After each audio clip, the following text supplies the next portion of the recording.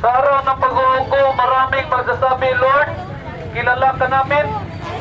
Nagsisimba kami tuwing linggo. Nagbibigay kami sa mga nangangailangan.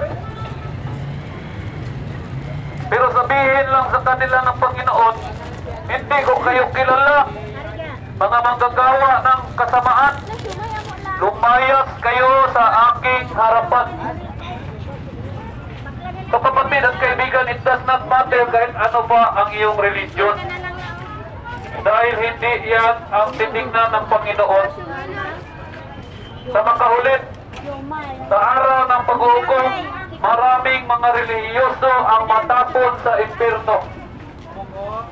Kahit anong relihiyon mo, kapatid at kaibigan, kung ganin pa din ang buhay mo, wala kang pagbabago, hindi ka makapasok sa kaharian ng Diyos. Ilang taon ka nang nagsisimba, mula pa pagkabata, pero hanggang ngayon, ganon ka pa rin. Yan ang pagtunay na dyan sa loob ng iyong simbahan, dyan sa iyong relihiyon, hindi ka kayang baguhin. Pero ang salita ng Diyos na aming ibinabahagi hindi dito ngayon, kung inyo itong tanggapin, kung inyo itong paniwalaan, kaya kayong baguhin. Kaya tayong baguhin ng Panginoon. Nire-require po ng Panginoon na tayo ay mabago pag tayo ay makapasok sa kanyang kaharian sa langit. At ang pagbabago nito hindi basta-basta. Dahil ang nire-require niya ng pagbabago ay kailangan natin maging kagaya sa mga maliliit na bata. Ang maliliit na bata ay hindi nananakit sa kanyang kapwa, nakikinig sa kanyang magulang, at may takot sa kanyang magulang, hindi nagsisinungaling. Yan ang ugali ng maliit na bata. Kagaya niya na lumapit sa akin. Ang maliit na bata ay inosente.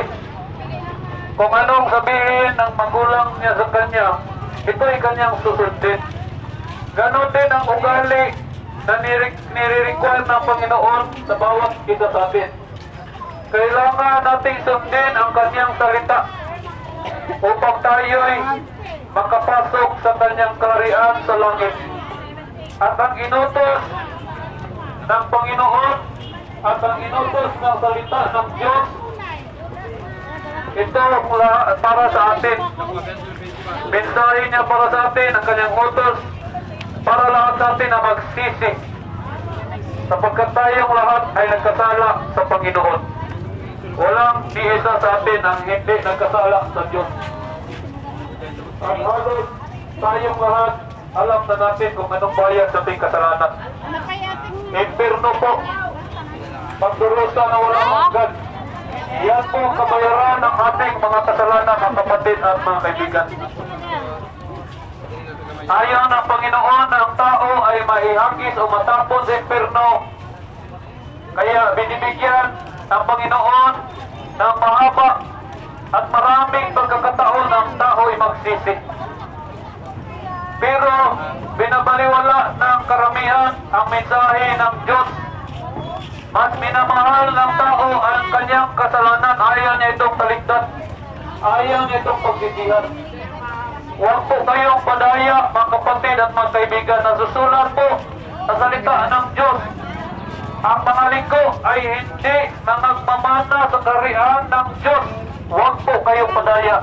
1 Corinthians chapter 6 verse 9 to 10.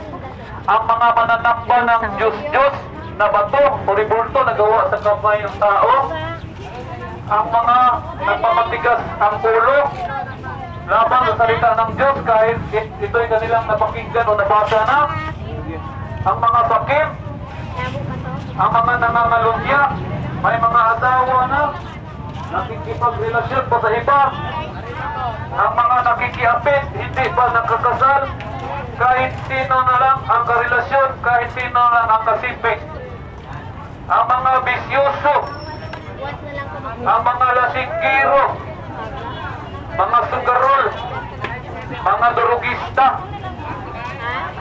ang mga babae na nakikipagrelasyon kapwa babae, lalaki sa lalaki, ang mga mamamatay tao, mga magnanakaw, mga kriminal, mga chismosa. Sinabi po sa salita ng Panginoon na ang mga gumagawa sa mga bagay na yan ay hindi mga pamana sa kanyang karihan sa langit. Hindi kami nang pamarinis. Gawain lang din namin lang yan noon. Mga masasama din kami mga tao. Pero binagod, kinawaan kami ng Panginoon. Ayan ang dirito kami ngayon upang ibahagi sa inyo ang kanyang awat kapatawaran para sa ating mga kasalanan. Doon sa cross, siya'y pumarito. Siya'y pinako doon sa cross. Halos lahat na ang mga tao nakakaalam na pumarito ang Panginoon.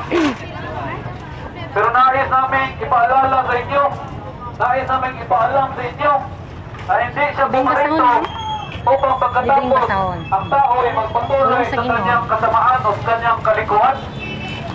Pumarito po ang Panginoon upang ang tao ay mabigyan ng bagong buhay, upang ang tao ay hindi na magpatuloy sa paggawa ng kasalanan. Yan po ang tunay na mensahe, ang tunay na dahilan kung bakit pumarito ang Panginoon, upang tayo ay mabigyan kaligtasan mula sa ating mga kasalanan, upang tayo ay hindi na patuloy gagawa ng kalikuan. Hindi siya nagpapako doon sa cross upang pagkatapos ay pwede man ang gawin kahit anong gusto mong gawin. Siya ay nagpapako doon sa cross upang kahit na sino mang manampalataya sa kaniya ay magkaroon na ng bagong buhay, hindi na magpatuloy sa kasalanan. Yan po ang dahilan kung bakit namatay ang Panginoon. Pero marami pa rin ngayon ang hindi nakakaintindi. Marami pa rin ngayon ang nagpapatuloy sa kasalanan, inaabuso ang biyaya ng Panginoon. At marami din ngayon na ayaw maniwala na pinako ang Panginoon. Maraming ayaw maniwala na pagkatapos ng 3 araw siya ay muling nabuhay. Pero nais namin ipaalam sa inyo, totoo po na Panginoon ay pinako at pagkatapos ng 3 araw siya ay muling nabuhay. Nabuhay po ang Panginoon. Kung ayaw mong paniwalaan yun, sa ayaw mo sa gusto, siya ay babalik sa mundo. At doon mo makikita na totoo ang Panginoon. Maaari mo siyang pagtawanan ngayon. Maaari ka magalit ngayon sa kanyang salita na aming ibinabahagi. Pero sa araw ng paghukom, walang tatawa-tawa, walang mag-angas-angasan, maggagalit-galitan sa harap ng Diyos. Sapagkat nasusulat lahat ng tuhod ay titiklot sa harap ng Panginoon. Kapatid at kaibigan, sa impyerno, walang tatawa-tawa. Sa impyerno, walang magagalit. Sapagkat sa impyerno, lahat ng tao ay magpapakaawa. Pero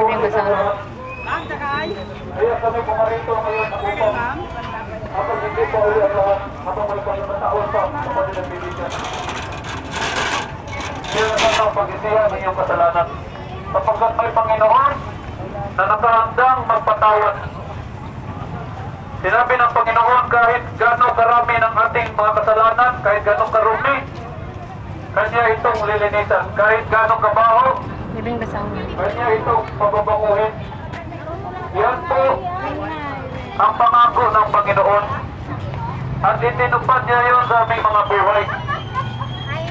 Kami ay binago ng Panginoon, pati ang aming mga kasama galing sa piitan, galing sa kulungan, mga kriminal, mga tulisan, mga durugista, binago ng Panginoon.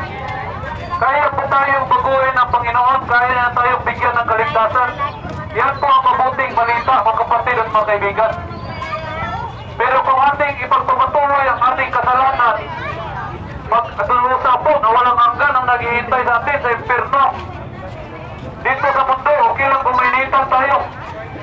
Sapagkat tayo ay makainit ng tubig, tayo ay makakasilong, okay na.